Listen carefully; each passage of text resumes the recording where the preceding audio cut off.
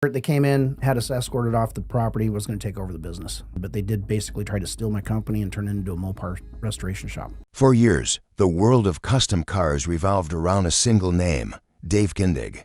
With his unmistakable energy, quick wit, and visionary artistry, he turned Bitchin Rides into a global phenomenon. Viewers tuned in not just to watch cars being rebuilt, but to watch a dream being crafted piece by piece. Every episode was a masterclass in creativity, cars resurrected from rust and neglect, transformed into rolling works of art. But behind the scenes, something was shifting long before fans ever sensed it. It started subtly, late nights turning into early mornings, deadlines tightening, and Dave juggling more responsibilities than ever before. Kindig Design wasn't just a TV set. It was a full-scale operation with employees, clients, million-dollar builds, and constant demand. And as the show's popularity exploded, so did the pressure. The breaking point came on a day Dave later described as the longest hour of my career. It began like any other filming day. Cameras rolling, engines revving, and a mob of fans waiting outside the shop hoping for a glimpse of their hero. Dave was in the middle of a major build, one of the most challenging the team had attempted. The deadline was brutal, the budget was tight, and the client expected nothing less than a miracle. But as the clock ticked, it wasn't the car that concerned Dave, it was his team. He watched as crew members who had been with him for years pushed themselves to extremes, missing family events, skipping meals, and working 14-hour shifts just to maintain the pace the show demanded. The passion that once fueled them was being replaced by exhaustion. Then it happened. During a crucial moment in the build, one of Dave's most trusted team members collapsed from sheer exhaustion. The shop went silent. Cameras lowered. Dave rushed over, panic overtaking the adrenaline that had carried him through countless deadlines. The crew member recovered, but the moment hit Dave harder than any mechanical failure ever could. Something had to change. For the first time, Dave realized the show he loved might be taking more than it was giving. The fame, the pressure, the non-stop grind, it was costing his team their health, their families, and their peace. And when Dave later sat alone in his office, replaying the incident in his mind, he understood the truth. Bitchin Rides could not continue the way it had, not without sacrificing the very people who made it possible. That moment became the spark, the moment he knew the end was coming. For more than 10 seasons, Bitchin Rides had been the gold standard of custom car entertainment, a world where old steel was reborn through imagination, craftsmanship, and the relentless pursuit of perfection. At the center of it all stood Dave Kindig, innovator, leader, artist, and the face of the show millions tuned in to watch. He was confident, charismatic, and always in control. That's why, when he finally stepped up to the microphone during a fan event in Salt Lake City, nobody expected the words that were about to leave his mouth. It started as a typical meet and greet. Fans lined the block, clutching posters and die-cast replicas of Kindig builds. Cameras flashed, engines roared, and Dave's smile, usually bright and effortless, seemed a little tighter that day. Something about him felt heavier. Even employees who knew him best whispered among themselves, wondering if something was wrong. No one could have predicted just how big the moment was going to be. As the crowd settled, Dave took a long breath, glanced over at his team standing off stage, and said quietly but firmly, "This season of Bitchin Rides will be our last." The reaction was instant. Gasps, shock, a wave of disbelief rippling through the room. Some fans thought they misheard him. Others froze, waiting for a punchline. But Dave wasn't smiling. His voice never wavered. And that's when everyone realized this wasn't a marketing tease or a publicity stunt. This was real. Dave explained that the decision wasn't sudden. In fact, it had been weighing on him for years. Behind the engine builds, the beautiful paintwork, and the perfectly edited scenes on television, the reality was far more exhausting. The team had been stretched thinner and thinner as each new season demanded bigger concepts, more complicated designs, and tighter deadlines. What viewers saw in 43 minutes often represented months of non-stop work-long hours, overlapping projects, and the kind of stress no camera could fully capture. He talked about the moment everything changed, the day the crew lost a major client mid-build, because they simply couldn't deliver on time. It wasn't due to lack of skill. Kindig's talent was unmatched, It wasn't due to lack of effort. The crew had practically lived in the shop for weeks. The real problem was time itself. Television demanded a pace that real craftsmanship could no longer keep up with. Dave said something that made the entire room go silent. Somewhere along the way, the work stopped being fun. To fans, that was unthinkable.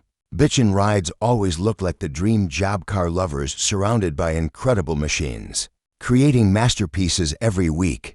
But the truth was far more delicate. While the show built the Kindig brand into a household name, it also consumed everything around it: the shop's breathing room, the crew's work-life balance, and even Dave's own connection to the art he loved. He wasn't quitting because the show failed. He was quitting because it succeeded too much. The fame brought expectations. The expectations brought pressure. And the pressure started pushing the people he cared about to the edge.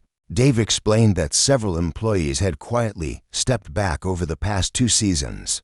Not because they lacked passion, but because the schedule was breaking them. They missed family milestones. They sacrificed weekends, birthdays, and holidays. Some were burning out. Others were simply tired of living life on camera. And the moment that sealed the decision, Dave revealed, was when he realized he barely recognized himself anymore. He was spending more time worrying about filming schedules, meeting production demands, and approving episodes than actually building cars. He didn't become who he was because of TV. He became who he was because he loved the craft. And now, the craft was slipping away. As he finished speaking, Dave thanked everyone who had supported the show for so many years. He called the decision the hardest of my career, but also the most necessary. He promised fans that Kindig Design wasn't going anywhere. The shop would continue. The builds would continue. But the cameras, they had to stop. And with that, Dave Kindig made it official. The era of Bitchin Rides had reached its final season. The shop at Kindig Design had always been a place of excitement: machines humming, welders sparking, painters perfecting their craft in clouds of metallic mist. Fans imagined it as a paradise for anyone who loved cars. And in the early years, it really was. The team laughed, experimented, and pushed creative boundaries with pure joy. But as Bitchin Rides grew into a cultural phenomenon, something inside the garage slowly began to shift. What viewers didn't know was that the shop they saw on television was just a small part of the reality. The real Kindig was larger, louder, and far more intense. Most days started before sunrise and ended long after the last production crew member packed up their equipment. Between customer builds, filming obligations, sponsorship demands, and the endless stream of interviews and appearances, the schedule became a monster nobody could control. At first, the crew took pride in keeping up. They wanted to prove they could handle anything: no build too complicated, no timeline too tight. But over time, the pressure became relentless. Every season had to be bigger than the last. Every episode had to showcase a car that topped the previous one. And every mistake, no matter how small, had to be fixed immediately, because cameras were rolling, clients were waiting, and the world was watching. Inside the garage, the consequences were real. Bronson, one of the most dependable fabricators on the team, often worked 16-hour days without complaint. But Dave later admitted he saw the toll it took: Bronson rubbing his eyes between cuts, skipping meals, and spending more time with the metal on his workbench than with his own family. Then there was Kevin Scheel, the charismatic shop foreman known for his humor and high energy. Even he wasn't immune. He was the guy who held the whole operation together behind the scenes, juggling logistics, deadlines, and chaos like a circus performer trying to keep a dozen flaming torches in the air. Some nights, he slept in the shop office just to make sure nothing slipped through the cracks. And then there was Dave himself, stretched so thin he barely had time to breathe. He was everywhere at once, in design meetings, production briefings, customer calls, and on-camera interviews. He felt the responsibility to keep the show successful, to keep the team happy, and to keep the business growing. It was a balancing act no one could maintain forever. The tipping point came during a season packed with extremely ambitious builds. Among them was a vintage muscle car with massive customization demands, the kind of project that normally required a year or more. But for television, they were given just a few months. The team worked nights, weekends, and holidays trying to get the car ready for the final reveal. Cameras caught the excitement, the adrenaline, and the problem solving. But they didn't capture the exhaustion. One night, long after the production crew went home, Dave found one of his guys asleep underneath a lift. The engine hoist was still positioned above him. Tools were scattered across the floor. The man hadn't meant to fall asleep, he'd simply hit a limit the human body couldn't push past. Dave helped him up, made sure It was during the build of a massively customized 60s era Classica project that was supposed to anchor the season. The car was a beast, extensive fabrication, a one-off chassis, custom interior work, and a paint scheme that demanded absolute perfection. The kind of build that would normally take a year was being squeezed into a few months. The production team wanted drama. The client wanted brilliance. Dave wanted to deliver both. And the crew, they were running on fumes. That morning, the shop was tense. Cameras were everywhere. The client was flying in early for a surprise visit, something the crew hadn't been warned about. Everyone scrambled. Kevin barked instructions. Fabricators rushed to finish welds. Painters rushed to wets and panels. The air smelled like chemicals, sweat, and stress. And then it happened. One of the youngest members of the crew, Ethan, a quiet but gifted painter, was rushing to finish a final coat on a panel that had already taken days to perfect. He'd barely slept. He'd skipped breakfast. And as he climbed onto a platform to reach the top edge of the quarter panel, his vision blurred. His hand trembled. The paint gun slipped. He lost his balance. A loud crash echoed through the shop as Ethan fell backward, slamming onto the concrete floor. Everything stopped. The cameras froze. Tools dropped. Kevin sprinted across the room while Dave, who had been in a design meeting upstairs, heard the commotion and raced down. Ethan was conscious, but disoriented, gasping for breath, his hands shaking uncontrollably. The fall could have been far worse. But it wasn't the injury itself that shook everyone, it was the reason behind it. The kid wasn't inexperienced. He wasn't careless. He was exhausted. Dave knelt beside him, helping him sit up as the medic arrived. Ethan kept apologizing, blaming himself, insisting he should have been more careful. But Dave knew the truth. This wasn't an accident caused by clumsiness. This was the result of pushing someone beyond their limit in the name of keeping a show running. When Ethan was taken to urgent care, the shop remained silent. No joking, no yelling, no grinding metal or revving engines. Just an uncomfortable, heavy quiet, the kind of silence that forces you to confront what you've been ignoring. For the rest of the day, Dave could barely focus. He replayed the fall again and again in his mind. He thought about the long nights, the missed breaks, the rushed lunches, the mounting anxiety within the crew. He thought about the other close calls they'd brushed aside, tools dropped, near misses with equipment, simple mistakes that never used to happen. This wasn't the team he built. This wasn't the environment he promised. And this wasn't the legacy he wanted. At sunset, long after the production crew had left, Dave gathered his entire team in the main bay. The light from the overheads reflected off half-finished chrome and raw metal. The crew stood in a circle, tired, drained, waiting. Dave didn't raise his voice. He didn't lecture. Instead, he asked a simple question. Are we doing this because we love it, or because we're trapped in it? No one answered. Some looked at the floor. Some looked at each other. Kevin crossed his arms and sighed, frustrated, not at Dave, but at how deeply he knew the truth. Dave continued, if this show is hurting us, hurting our health, our families, our passion, then we have lost our way. One by one, the crew admitted what Dave had feared most.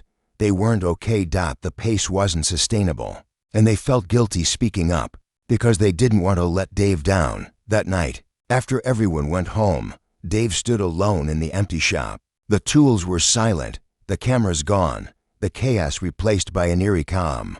The memory of Ethan's fall echoed through every corner. It was then that Dave realized something undeniable.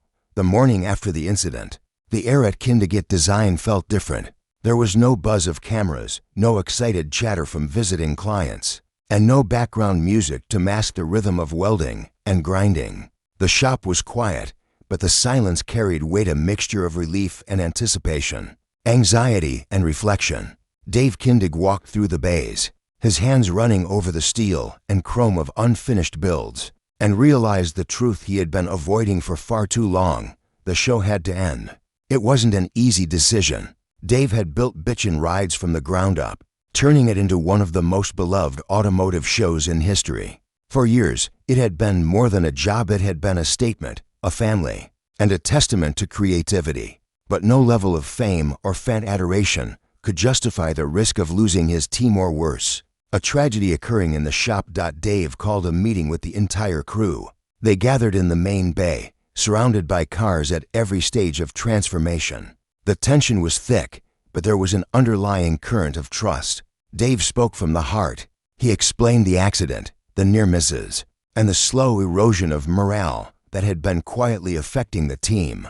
He didn't sugarcoat anything. He laid it all bare: the long hours, the exhaustion, the stress, and the physical and emotional toll the show had taken. Bitchin Rides has been amazing, Dave said, his voice steady but heavy. We've built cars that people will remember for a lifetime. We've inspired people to follow their dreams. But we cannot continue if it means sacrificing the very people who make these dreams possible. For a moment, the room was silent. Then, one by one, crew members nodded. Some eyes welled up. Some let out deep, relieved sighs. For the first time in years, they could admit it aloud. The pace had been unsustainable, and the pressure unbearable. But instead of guilt or fear, they felt validation, knowing their leader understood and shared their struggle. Dave didn't announce an exact timeline. He didn't specify which builds would be completed or which episodes would air last. What he did make clear was the principle that would guide every remaining decision. The safety, health, and well-being of the team came first. Everything else, ratings, deadlines, sponsors, was secondary. Over the next few weeks, the decision was implemented quietly. Builds continued at a measured pace, without the relentless pressure of a production schedule. The cameras remained, but the focus shifted from entertainment to craftsmanship, authenticity, and the love of the work itself. The atmosphere in the shop slowly changed. Laughter returned. Creativity thrived. And most importantly, the team started to enjoy the process again, the reason they had chosen this path in the first place. The final reveal of the last season was bittersweet. Fans still cheered, clients still marveled, and the cars were, as always, breathtaking. But Dave knew this wasn't just the end of a show. It was the start of a healthier, more sustainable future for Kindig Design. He had made the impossible choice to walk away from fame and ratings in order to protect what truly mattered: his people, his team, and the integrity of his craft. In interviews afterward, Dave admitted the truth plainly. Ending Bitchin Rides wasn't easy. It was painful. It was emotional. But it was necessary. The show had achieved more than he ever imagined. And the legacy wasn't measured in episodes or TV ratings. It was measured in the lives he protected, the creativity he inspired, and the artistry he left behind. As the cameras were packed away and the final crew meeting concluded, Dave looked around the empty shop one last time. The sound of engines, the smell of paint, and the energy of endless creativity lingered in the air. Bitchin Rides might have ended, but Kindig Design would continue. Builds would go on. Dreams would still be crafted. And for Dave and his team, this was not an ending. It was the beginning of a new chapter. Built on respect, balance, and the enduring love of the craft, the garage doors closed. Not on a career, not on a legacy, but on a chapter that had defined an era. And as they did, Dave Kindig knew one thing for certain: the spirit of Bitchin Rides would never fade.